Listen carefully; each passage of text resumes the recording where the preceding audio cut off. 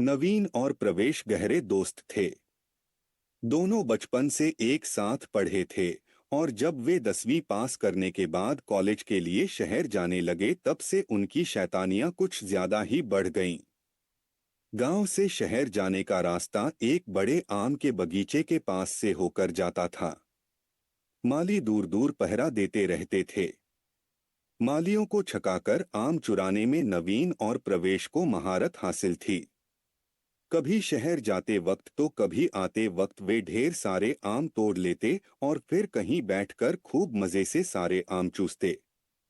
आम के बगीचे के बाद शहर की सीमा तक का रास्ता सुनसान था। शाम को वापस आने के समय नवीन और प्रवेश इस बात का ध्यान रखते थे कि अंधेरा होने से पहले ही लौट जाएं।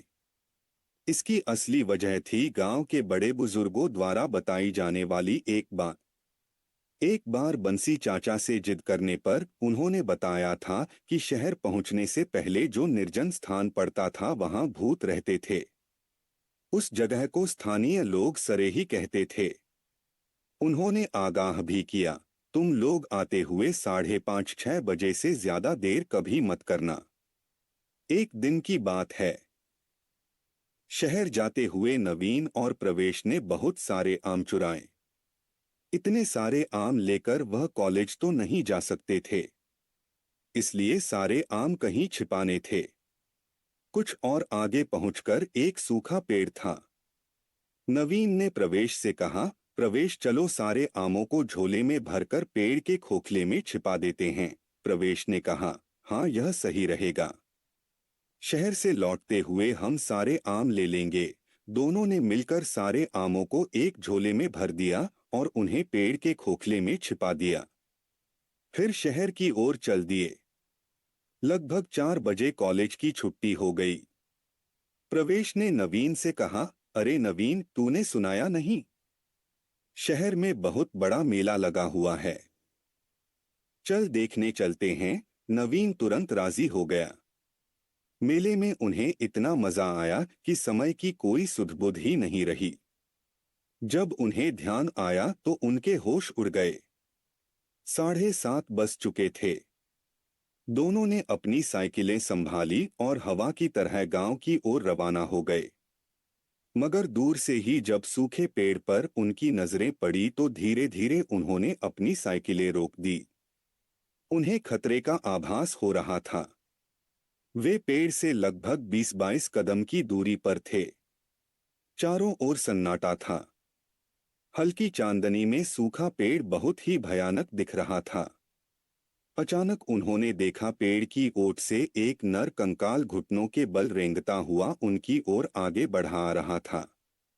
प्रवेश ने चिल्लाते हुए नवीन को भागने के लिए कहा। दोनों अपनी साइकिलें तेजी से चलाते हुए पेड़ के किनारे से निकले। अचानक नवीन ने अपनी साइकिल रोकी और चिल्लाया, प्रवेश, आम तो हम लेना ही भूल गए। प्रवेश की साइकिल भी रुक गई। नवीन साइकिल लिए हुए पेड़ के दूसरी ओर गया, खोखले से झोला निकाला और झोला लेकर वापस आ गया। तब तक कंकाल भी ओझल हो चुका था। फिर दोनों ने अपनी रफ्तार तेज की और एक सांस में आम के बगीचों के पास आकर रुके। नवीन ने कहा, भूत महाशय को भी आज पता चल गया होगा किससे पाला पड़ा था। बेवकूफ, हमें डराकर हमारे आम खाना चाहता था। गांव पास में ही था। दोनों रास्ते के किनारे बैठ गए और रसीले आमों का मजा लेने लगे। थोड़ी देर में उन्होंने सारे आम निपटा दिए। सामने गुठलियां और छिलके पड़े थे। फिर वो बातें करने लगे। प्रवेश ने कहा, गांव वालों ने भूत के बारे में सिर्फ सुना है, हमने तो साक्षात देख भी लिया। नवीन ने कहा, लेकिन भूत को भी पता चल गया होगा कि हम क्या बला हैं। वह बातें कर ही रहे थे तभी शहर की ओर से कुछ लोग आते हुए दिखाई दिए। वो उनकी बातें सुनने की कोशिश करने लगे।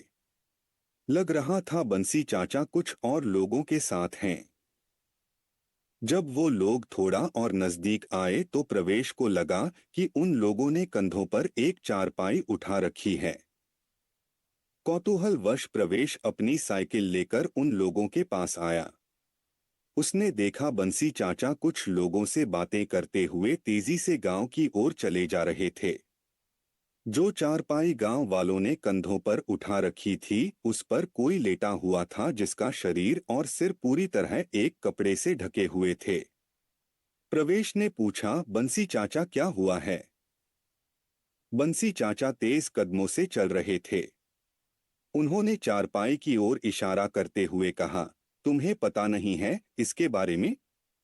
क्या हालत हुई है इसकी? अगर जल्दी से जल्दी गांव के डॉक्टर हरिप्रसाद के यहाँ पहुंच गए तो वह कुछ उपचार कर देंगे, वरना तो भगवान ही मालिक है। अब बंसी चाचा ने प्रश्न किया, तुम यहाँ अंधेरे में बैठकर आम क्यों खा रहे थे? चाचा, शहर से आने में जरा देर हो गई तो मैं और नवीन बैठकर थोड़ी देर आराम करने लगे। बंसी चाचा ने चौंक कर उसे देखा और कहा, नवीन, उसकी तो हालत खराब है। इस चारपाई पर वही तो लेटा हुआ है। सरेही के सूखे पेड़ के पास यह हमें बेहोश अवस्था में मिला था। क्या? प्रवेश का चेहरा देखने लायक था। उसका दिमाग तेजी से चक्कर काटने लगा।